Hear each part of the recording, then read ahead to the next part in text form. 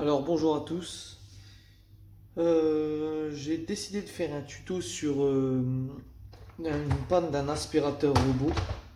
Bon, par habitude, je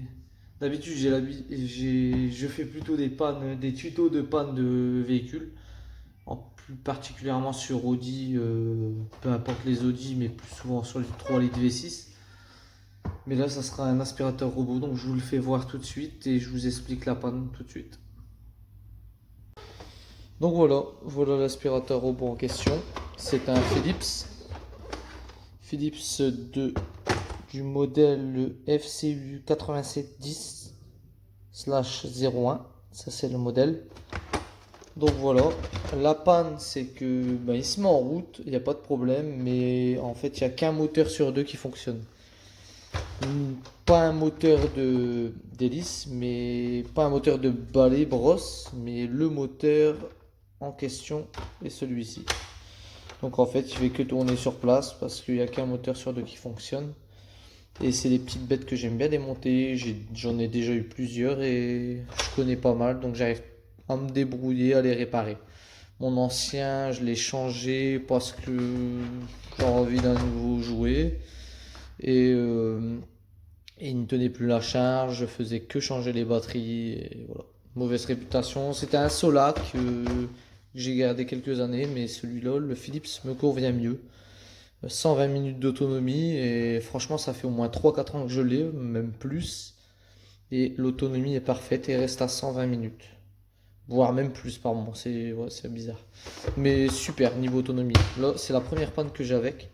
Donc on va le démonter tout de suite. Je vais essayer de vous poser parce que je suis dans mon téléphone. Je suis pas équipé énormément niveau caméra, GoPro, tout ça, tout ça. Donc j'essaie de positionner le téléphone dans un endroit qui sera pas mal pour démonter ça pour vous faire voir. Voilà, on va essayer comme ça.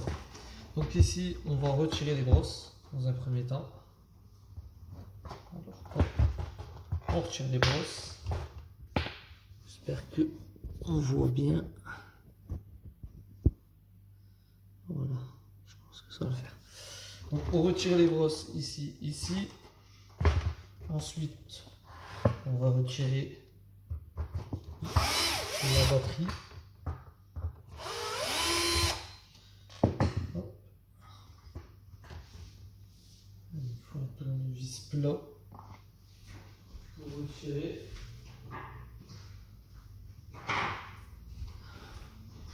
Voilà.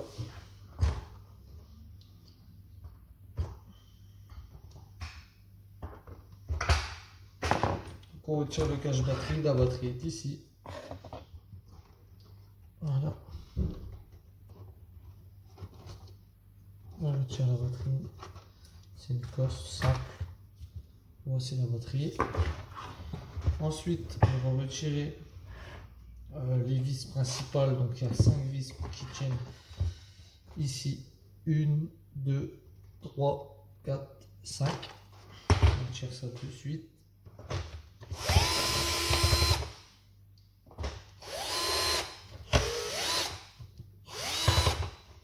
Voilà. Ici.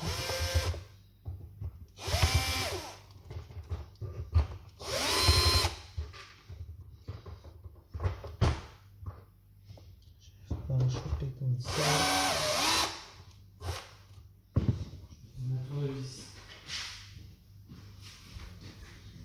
Donc j'essaie de prendre la visseuse pour gagner du temps. Voilà.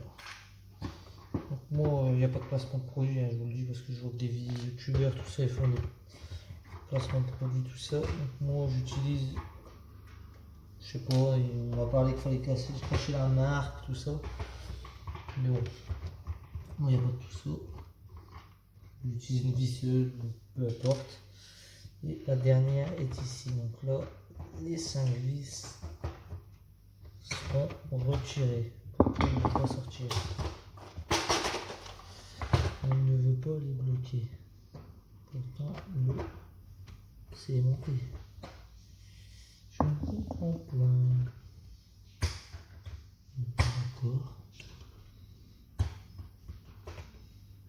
dois les dévisser.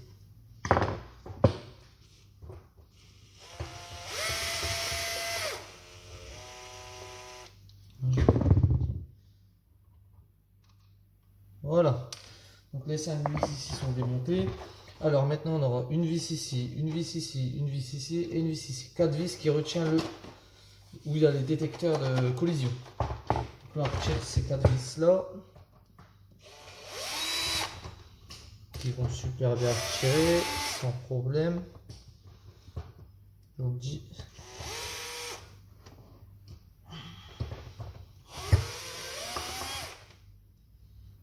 On a ici, pas de vis ici.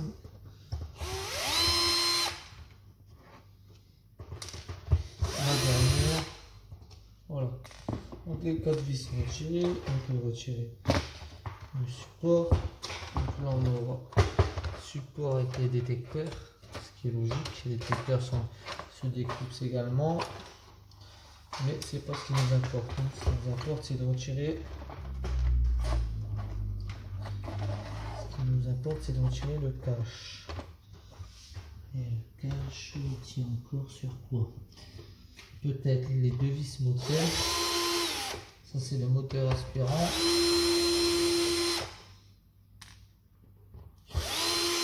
Deux. On va retirer si c'est des clips.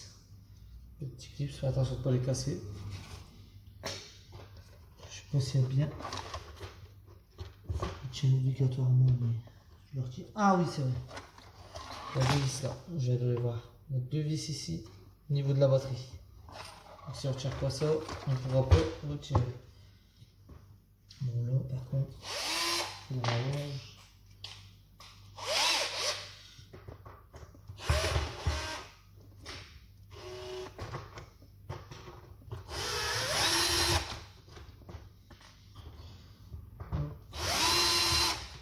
voilà, vis retiré. Et normalement, voilà, ça c'est parfait. Voilà, on arrive dans le vif du sujet. Donc là ici, on arrive au moteur. Donc là, le moteur qui nous pose problème, c'est celui-ci. Donc on voit qu'il tient avec 2 ressorts. On va les enlever. Voilà. On retire le moteur.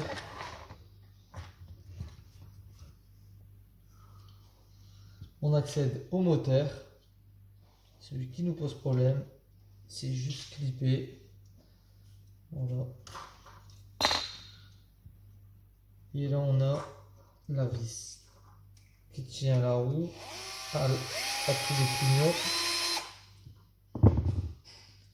Voilà. On retire la roue. Donc au début je croyais que le moteur était grillé, mais pas du tout. J'ai testé le moteur, j'ai démonté. J'ai testé le moteur avec une batterie de 6 une batterie de 6 volts ou trop, même pas 4 volts pour voir. En fait c'est des moteurs de 8 volts, mais on peut tester avec un moteur moins puissant hein, pour avoir du jus pour éviter le plus puissant. Donc 12 volts c'est pas la peine. J'avais une petite batterie litho toute petite qui me servait je sais plus pourquoi et donc j'ai utilisé cette petite batterie, j'ai vu que ça tournait, j'ai mis en contact et voilà. Donc là on rentre dans les pignons et voilà la panne en fait. La panne c'est ce pignon. Ce pignon ici. Voilà. Et la panne, rien que ça ne fait pas tourner le moteur. La panne c'est ça. Voilà. 2 dents cassées sur un pignon. Je sais pas si la mise au point coopère. Et voilà. C'est 2 dents cassées sur le pignon. Fait que eh ben, toute la pignonnerie ne fonctionne pas en fait. Donc là j'en ai comme j'ai galéré à trouver le modèle, j'ai dû mesurer. Donc c'est un pignon sur ce modèle qui fait 3 mm d'épaisseur. L'épaisseur 3 mm, les dents mesurent 2 mm de long. Le diamètre du trou est de 3 mm.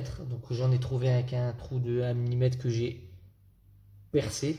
Par contre, moi, il fait 5 mm. En fait, ce qu'on trouve sur le net, partout, c'est du 5 mm minimum au niveau de la pignonnerie. Et moi, ça fait 3 mm. Donc, je vais voir si ça passe, tant mieux. Si j'ai de la modification à faire, je vais devoir, avec la Dremel, couper le pignon. Couper le pignon, le poncer, le lisser pour le faire atteindre 3 mm et que ça rentre. Donc le pignon est là, pignon en question. On voit bien que si on compare les dents, ça a l'air d'aller. Par contre, vous voyez bien que le truc est trop petit. Bon, là, je vais peut-être devoir repercer un peu. Et par contre, l'épaisseur sera trop gros. Donc ça sera à moi de voir si ça marche. Donc voilà, si une fois que vous avez changé le pignon, il suffit juste de procéder au remontage. Et puis voilà.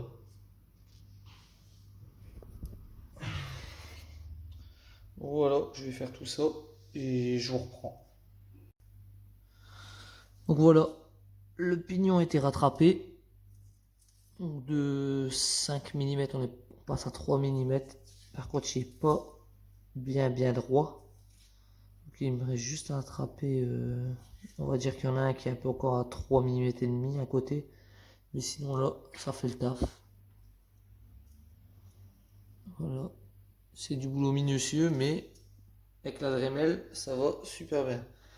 Donc là, ce que j'ai fait, c'est que j'ai agrandi encore le trou parce que ça tournait pas bien à l'intérieur. Bon là, je peux pas faire l'essai. Si c'est bon, ça tourne. Je vais rajouter je vais mettre de l'huile.